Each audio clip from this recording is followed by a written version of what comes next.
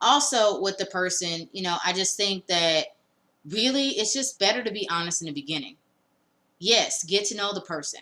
Okay, get to know them, spend your time getting to know their family, getting to know what they do. They get to know you. You know what I'm saying? If anybody's holding anything back, well, it may not be the best thing. Now, I think you should even tell a person, something like if you're trying to have a relationship with a person, the very important thing to say. It's important to voice if you have kids or not. If you're somebody and you have kids, just be honest about it up front and say, I have kids. And, just be honest and just say it. Don't just be there, ladies, to just try to get a free meal and get the guy to buy a bunch of food and shit because you got kids and you ain't got enough food at home, so you gonna bring the kids back something before him buying. Don't do it. Just be honest and say you have kids, or fellas, if you have a child or something like that or whatever, just be honest, you know what I'm saying, and just say it up front so the other person knows, you know what I'm saying, so they don't think you cheat on them, you know what I'm saying, type of thing. you know Now things like health, some people might be afraid to say to somebody that you know um they they have problems with their health. They may be afraid to say that, but you should say it up front. You know what I'm saying? You never know. You know what I'm saying? I think to say, now, if you have like a peanut allergy, yeah, you can tell the person, I get a peanut allergy. You know what I'm saying? Please do, because if you have they allergies, might be definitely. what they might surprise you with a meal that might have peanuts in it. Yeah. Now there might be some people who might say, I don't want to tell a person that, that I have an illness that I've been living with. Like some people might have, um, somebody might have been fighting something. They may have diabetes. Maybe they had it for a long time, or maybe they have cancer, you know, or something like that, and it's sad to say that, but it's important to tell somebody, like, if you have some type of health thing that's going to prevent you from doing something. Because what if this person that you're talking to is an active person? You know what I'm saying? And they're all about that, but then you're somebody who you have to get medicine for whatever type of ailment or something that you have, or something like that. You have some people who have skin conditions where they wear long sleeves all the time because their skin and stuff like that, and how their skin looks and stuff. So they have long sleeves. What if this person wants you to go to the beach with them? You know what I'm saying? And they gonna wear, you got a guy who gonna wear swim trunks, but then you a girl, you show up and you have your long sleeves. You know what I'm saying?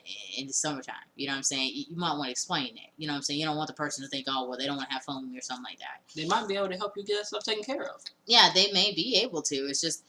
I think it's about being honest at the start of a relationship, and all the way through, as much as you can be anyway. Yeah.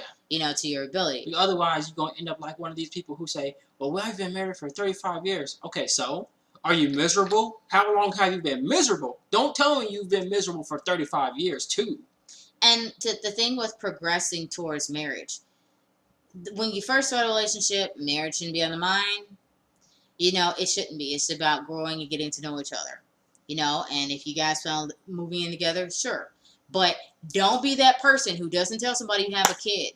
And then when you decide to move in together, then you say, oh, surprise, I have a kid. They're going to break up with you. It's going to be over. Especially if you don't have nowhere else to go. Especially if they don't want a kid, or if they only, or if they do want kids, but they don't want them right now. And, they don't want them like maybe until 20 years later down the road. Because guess what? That means they don't want kids until 20 minutes down the 20 minutes, 20 years down the road, which means that if they look at you and they see you got a kid, they already know what choice you made. They know that you're probably going to have the kid if you accidentally get pregnant, even if he uses birth control and all that. Yeah. Always remember, the birth control, that's what it's called. So the person who's using birth control is the person that has the control. Absolutely. Now, the progressing towards marriage, don't try to have a relationship really fast. Don't do it. Okay, don't get, we've been together 3 months, we should get married, or we've been together 6 months, we should get married, or we've been together 9 months, we should get married. And I don't care if you're best friends with this person. I don't care. Don't do it until you're both ready. Because the thing is, sometimes there's things people are not telling you and are not saying. Sometimes people don't. They really like a person, but they don't want us to be honest. But sometimes, if you be honest, sometimes you can work things out or work on things. But if you hide behind, something, you can't. Like, for me, when the whole marriage thing, I got real serious about it. I did research about it. I wanted to know what the hell I was getting into, because I saw what it looked like when my dad and his wife got married. Not to my mother, by the way, but got married to this woman, and I had to live with him and that woman. She was anything he bought, she'd be like, go and clean, go and clean my back porch, go and clean my fishing poles, she didn't even fish, go clean my boat. She don't fish, so why would she have a boat? So he was going to say that to him all the time. And then he would ground me and my sister to, do it for him. You know what I'm saying? That's how that went. And I was sitting there like, I'm not getting married. I was like, if I am, I'm not going to be pussyfied like him, because I would go to him with problems about, hey, Dad, she's doing this, she's doing that, she's mentally abusing me and my sister, blah blah blah, and then he would just take her aside and like have her brain and not even have his own brain, like his own personality was out the window. And I was like, I don't want that. Like, that's what I see as a marriage. So I took the engagement and stuff like that seriously. What's the next question? So the thing for our path right now towards marriage, and what we've done so far. So we've done premarital counseling. I will say the premarital counseling that we did, it was ridiculous. We didn't really get a lot out of that premarital counseling, but it was good that it was secular, and secular meaning it was not tied to religion. If you get premarital counseling and it's tied to the church, if you get premarital counseling at a church, well, we tried that, actually. We tried that. And what they said, yeah, we did. What they said was that pastor's wife, she said, I went to her, and we came to her with, problems and things like that, because we wanted to have premarital counseling. And this is what she said. She said, well, you need to be giving more money to church because it's God's money, instead of spending money on her all the time. That's what you really need to be doing. And I was like, man, I can't really do that, because I love her, I care about her and things, and I'm trying to, really work on this relationship. And she said this, yeah, well, you guys shouldn't even be living together and shacking up anyway unless you're married. So you need to, leave her alone, and you need to, kick her out, or you leave and things like that. And I was like, man, I can't just do that. And I was like, what are you saying? Like, I can't deal with something evil like that. And then she says, well, I'm like, besides, like, where's she gonna go? And she said, well, there's plenty of homeless shelters out there. Now I'm talking about a pastor's wife who attends church, who does Bible study, who reads the Bible in church at least, who supposedly acts like she has the Holy Spirit or the Holy Ghost, and she's speaking in tongues, and she's doing all that stuff, and she's laying hands on you like it's really working and all that type of stuff. I'm talking about that person said that. And I just can't do it because it's just too evil for me. What about the secular counseling that we did? Okay, so there was two type of secular counseling we did. So they tried to say, oh, what was your childhood like? Blah, blah, blah. When we got to me, all my abuse came up and it didn't work. I had to go through a whole nother type of counseling just on that alone, just so I can be at a good functional state to do anything else. So that really didn't work. Yeah, and the thing also with the premarital counseling was we had to pay like, how we almost pay like $300 or $400. It was $150 first time, and the second time. Yeah, so we paid like $300 damn near, and we after we left the counseling, we both looked at each other when we were at a park and was like, we didn't get anything out of it. The only thing I got out of it was a whole bunch of stuff that my brain had locked away from abuses came right back. That was the only thing I got out of it. And the next thing that we did was, the second secular counseling we did was, we did a prologue test. Wonderful. And prologue was something, it's basically, so I forgot the guy who wrote the book. Gary Chapman. So there's a guy, Gary Chapman, he has a book called The 5 Love Languages and stuff. And we read the book at the advices from the people from the church and stuff.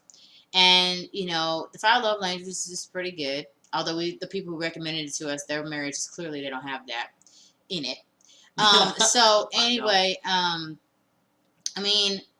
the prologue test that Gary Chapman came up with online, it was pretty good because it was a test I took by myself, and it was a test that he took by himself, and it was free. Yeah. And we both were asked questions about, serious questions that were aimed towards marriage. So, oh wow. So anyway, that test, I think it was good because it brought up a lot of things that we both had not thought about and stuff. And that was where I found out that he did not want to have kids. And there were some other things that I learned too. And it was one of those things where we both had to really do some thinking about, things and whether we would continue to be together after that. And it was really something that we had to reason through. It got into those real deep, serious questions. And please tell the truth, otherwise it's not going to work. And make sure they're going to send it to your email. So make sure they make a separate folder called Prologue, and save everything that had to do with Prologue into that folder. Yeah. Okay. And make sure you are together just like this, next to each other. Yeah. When you're doing it. When you're doing and the we did them separately, and then we came back together when it was done. Well, we did them separately here. We did them separately here, but then next at the end at the end, there was the part where you go through it together. Yes. And it compares your answers and stuff like that, what you said, what this other person said. Yeah. And stuff separately. So it airs out that. Yeah. It airs out them answers that you probably been hiding behind that you probably said. So it's like, have you ever been bi-curious? Stuff like that. Have you, what was it? How did you see your families grow up? Stuff like that. But I'm just going to give you the big ones. Do you want kids? Who's the breadwinner? Who's going to do most of the chores? What do you believe the man should do, the woman should do? Mm-hmm. Okay. And the finances, big one. And sex drives. Do you have a sex drive? Are you a virgin? Are you not a virgin? Mm-hmm. How many days can you go without sex? How many days do you need it? Those things, big things. And I found that to be good, and having time to think about it. There's so many people who run down the aisle, or they forget to do premarital counseling. And when I say premarital counseling, I don't mean religious. I mean they forget to go to a premarital counselor that is secular, meaning they're not tied to religion. Because people want to take the easy way out by saying, oh, well, I did it in my church and this and that other. I heard somebody say that before and stuff, and talk about what they're going to do and everything like that and stuff. And, the thing is that the religious premarital counseling is not real premarital counseling. It does not, ask the questions that you just heard him say. It doesn't do that and hold both of you accountable to answer honestly. All they're trying to do is make sure you come back to that church. That's all they care. Yeah, because they want the money from the wedding. That's it. That's it. So, yeah, get premarital counseling before you get married. A prenup is very important to get, just in case you guys decide to split. Now, with us, And so it's a paternity test. Well, that's if you're going to have a kid. That's what I mean. That's what I'm saying, because a lot of these marriages get popped off once the girl's already pregnant, and she's going to be popping out a baby. So you need to get that paternity test, because you might die also.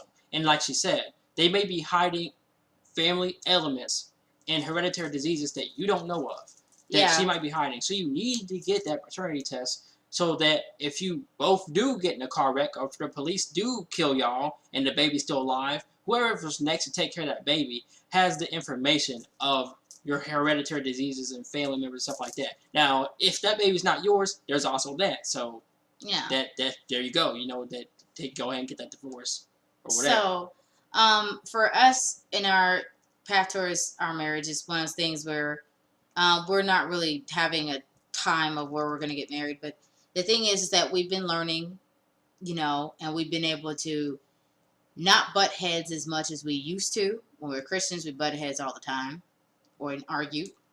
But now we don't do it. Now that we've left Christianity, we don't do it. Now you might say, why is that? Well, because in Christianity, there's a whole lot of rules, and there's a whole bunch of me, and not enough of, you worked as a team.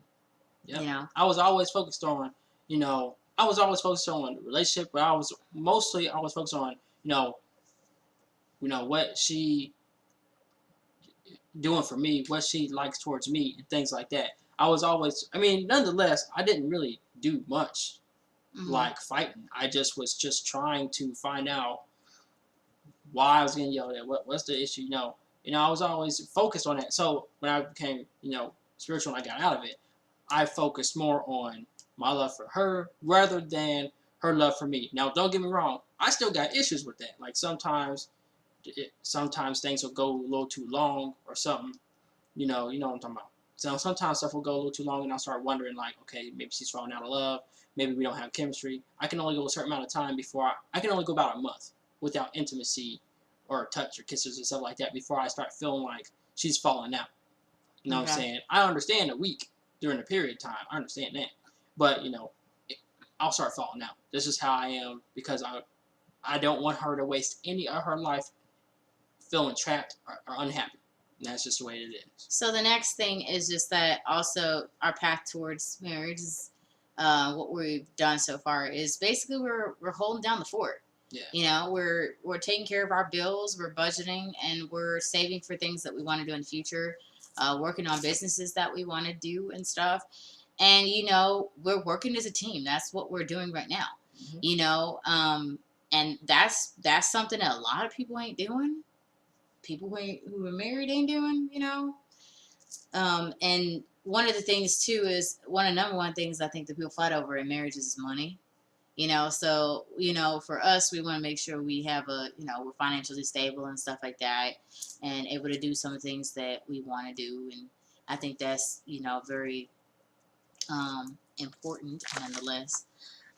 So here's the thing. So one thing I want to say is I can enjoy a marriage with my fiance when I'm ready, not when everyone else wants to try to force or pressure us into doing. It's about when we are ready. It's not when you guys are ready. It's when we want to. Because the thing is we are going to be funding our wedding, and we're going to be saving up to do that, okay? It's not going to be something where somebody else is paying. No, we're paying. We're the ones having control over our wedding and how it goes and who comes and who doesn't, okay? So I just wanted to say that. Another thing is, so there's another question, which would be, somebody might say, well, getting married can be fun. Don't you want to have fun? So they'll be saying that towards me as the bride. They'll be saying, well, getting married can be fun. You can do this, do that. Yeah, yes, planning a wedding could be fun, but it's also a lot of work, okay? There's a lot goes into planning. And I know definitely for me getting married, I'm going to have a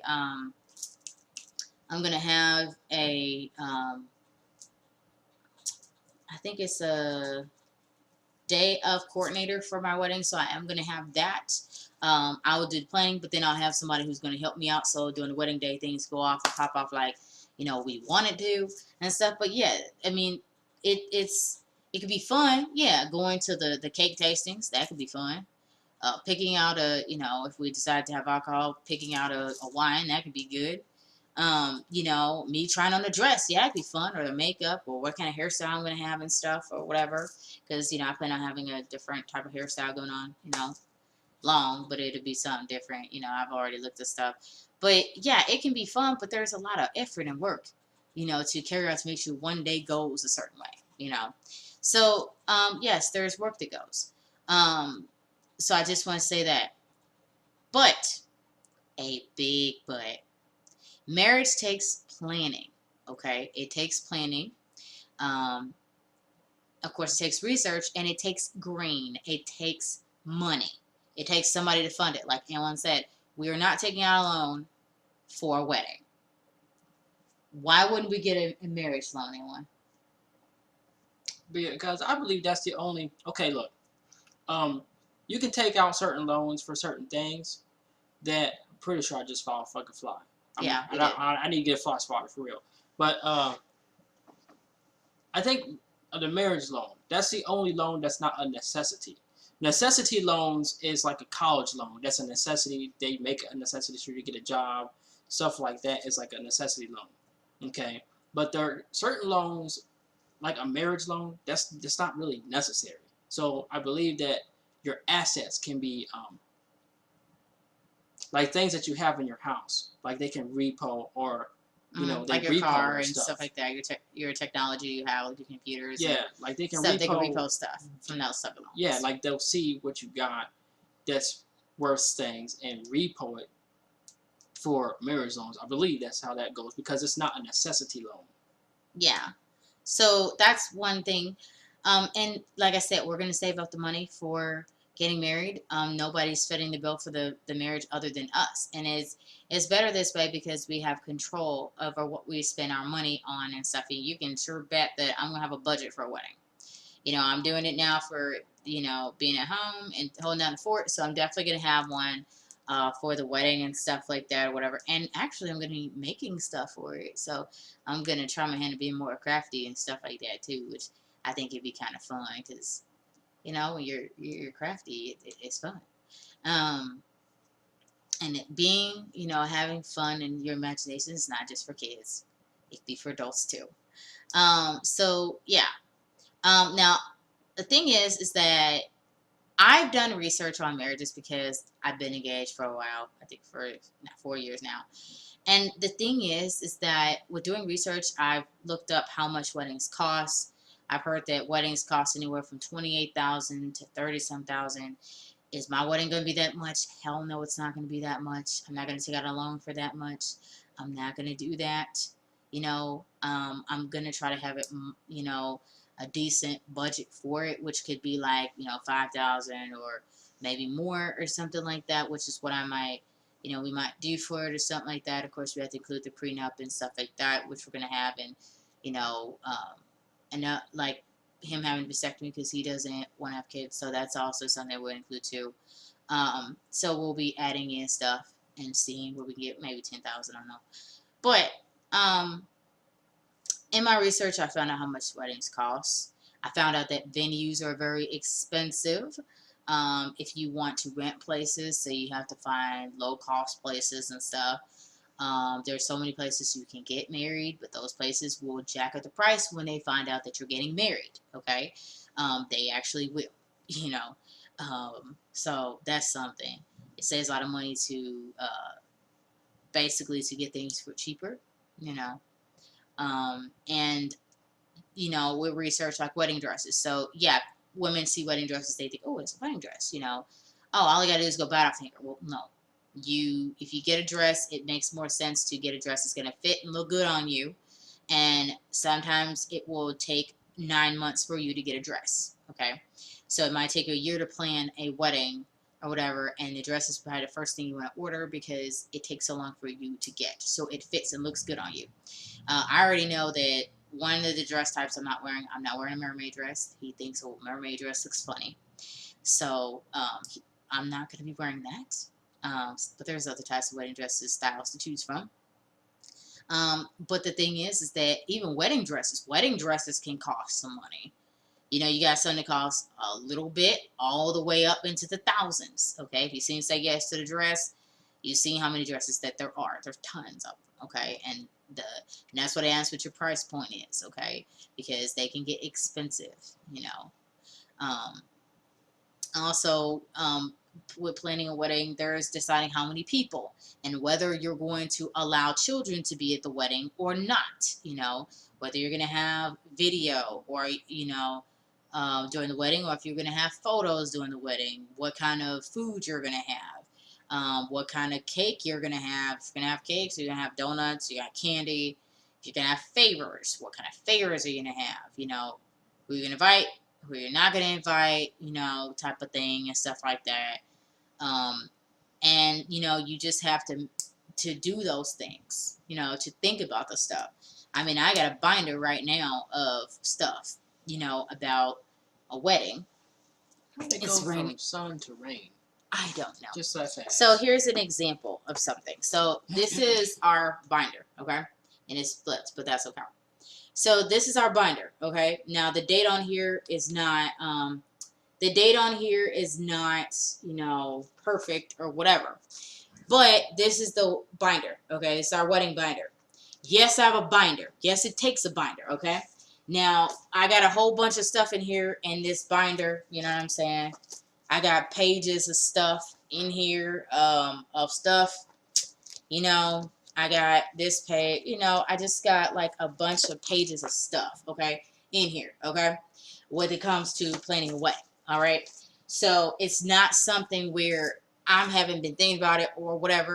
I've taken time to not think about it, and, you know, that's good too.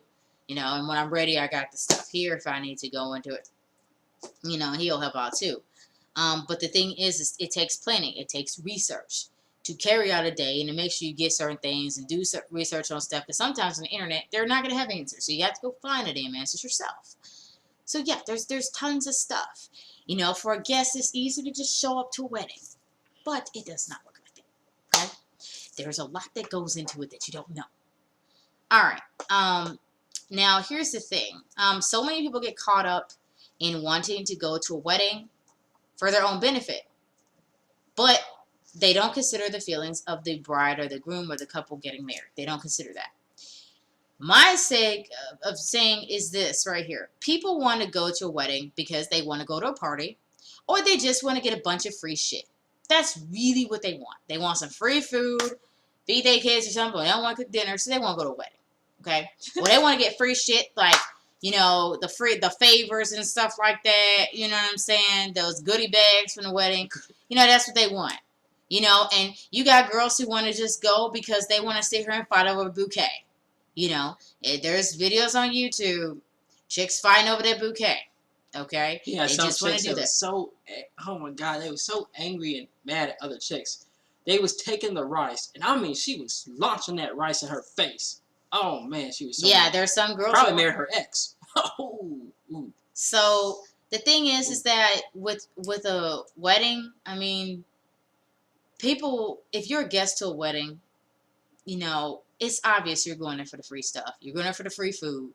You're going there for the music. You're going there to have something to do. You're going there to have something to feed your kids or something like that. Now, hopefully people invite, you know, allow kids, because some weddings people don't allow kids. You know what I'm saying? Or whatever. Sometimes they don't. You want me to start making food? I'm hungry. And stuff in a second. Oh. So yeah. So it's obvious, okay? The thing people need to do is think about the feelings of the bride and the groom. Be nice to people on their wedding day. Do not try to compete with the bride, ladies. Do not try to wear white just like the bride. You're probably going to get your ass whooped by the bride. Don't do it, okay? Don't compete with her. Let the woman have her day because she spent all this damn money. If she kicks your ass out, that's your problem. You know what I'm saying? So don't do it, okay? Don't try to make the shit about you or try to get a spectacle by going and fucking somebody at the wedding because, you know, because you want it to be about you and stuff like that, because there are some people who do that. Oh, wow. I think it's like, I don't know, it's like raining outside. He's going outside to check what's going on or whatever, to see. Because I don't think it was supposed to rain today. It was supposed to be a thunderstorm today, so I guess. So, it's evident why people go to weddings. If you're going to go to a wedding, just be a good guest. You know, respect the people. Respect if they do not want you to bring your kids. Be respectful. And don't bring anybody to the wedding if they are not invited. That makes sense. Just don't do it, okay? Be respectful of the couple. And I was just telling them that if they go to a wedding, be respectful of the couple. Yep. Don't bring extra people to the wedding who are not invited. Don't do that. Then you're gonna be standing up like, where's the seat? Well, because you know, most of the times, you know, when people go to a wedding, they have a whole bunch of kids, about 8 kids, whatever, and the kids take up a lot of the seating. It's just the way it is. Yeah, and if somebody has a wedding and they don't allow you to invite your kids, don't bring your kids. If they say don't do it. You're probably going to get kicked out. Don't do it, because those kids take up food. If they say adult wedding, you know, and there's booze laying on the table, and your kid thinks it's water, and he drinks it and it's vodka, there you go. You got problems. So anyway, the last thing I wanted to say was, a wedding is one day. But think about this. The marriage lasts days, weeks, years, or however long the relationship is going to be for that couple, okay? So it's not just about the wedding day, because there's life after the wedding. That's what the vows are for. You know, so the thing is, I'm gonna say it again. There is life after the wedding, meaning that the story is not over. It's not happily ever after. You know, just because it's not happily ever after because somebody had a wedding. You know, because what they don't say in fairy tales is that they don't talk about what happens after the characters on these like, you know, Cinderella or Sleeping Beauty. They never talk about what happens after. Because remember, they're marrying strangers on these doggone things. They're marrying strangers. They don't. And we don't see anything about what really happens after. Yeah. We really don't see that, you know. And that's what people need to realize is that if you're going to get married, what's going to happen after? I mean, think about this. What should be happening after is those vows you said you was going to be doing after the marriage. That's what should be happening. Yeah, and you're going to wake up, you know, you guys might wake up having the same last name, but the point is that you going to come into a house, you going to have bills you still got to pay, you still got to take your ass back to work. You know what I'm saying? Yeah, you got rings on your finger, but, you know, the thing is, you don't want to be miserable. You don't want to have gotten married to somebody and then you're arguing each other's throats. You feel like you just can't leave. So, stuck in it. Like, damn, I just can't leave. And sometimes I'm going to say, guys, you know, for some people, if you find out you're in a bad situation. I don't know what happened. You just started doing drugs. You know, if you notice that, then, you know, divorce is worth it. You know, after you find out stuff, like if you find out this person completely lied the day after, go ahead and just get a divorce. You don't need the other person. You just go and get a divorce. The sooner you do it, the better. And some people need to, because you need to find a person who's better for you. Don't wait until it's 10 years of marriage before you get a divorce, because otherwise you're paying her for life alimony. And here's something I want to tell you. Do not do this. Don't have kids if you're fighting after you got married. Don't have a baby. If the person is abusive or something, definitely don't have a baby. At all. Don't do it. Guys, if you're a guy and your chick's abusing you or something like that or whatever, and don't do it. Just leave. Just leave. Look, just leave. I'm going to tell you, this is the method, okay? If she lives with you and she's on a lease and all this other type of bullshit, but you're having a bad time and your relationship went down to the hell in the pot and it's boiling as hot as lava, that means that this is what you got to do. Unfortunately, you can't kick her out. You can't really do that because the cops will, you know, you can't do that. Don't let her hit herself. If she starts hitting herself, saying it's you got to take a picture. Not a picture, I'm sorry. You got to videotape it of her hitting herself, because she'll use that against you, saying that you hit her and you're off to jail. False accusations or whatever. But here's the deal. What you got to do is you got to pay what you're lawfully obligated to pay. Okay? So you just have to pay rent or mortgage or whatever the fuck you got to pay. You just have to pay those things. Okay? Next thing you got to do is you got to leave, go over a friend's house, family member's house, whatever. Only pay rent. That's it. Okay? Only pay mortgage. That's it. Now, no electricity, no gas, no cable, no internet. Stop paying that stuff. Turn those things off one at a time, week by week. Turn them off, and then hopefully she leaves. If she leaves, you can go in and, you know, get your name on it. You know, get your apartment back or your house back or whatever you got, and then that relationship's done, and you get to keep your house. You have to do it in that way. This sucks, but that's the way you got to do it. So, I want to thank you guys for watching this video. We've split it up in different parts and stuff. But this video was called, for me to remember anyway, was questions and answers about our marriage. And also in this video, we talked about a lot of helpful stuff about marriage and different things. Answer stuff about us, but also just stuff we've seen and observed in the world with regard to marriage and dating and everything else for a lot of you guys. So, thank you guys for watching. And hope to see you guys soon in another video. That's right. Bye-bye. Bye-bye.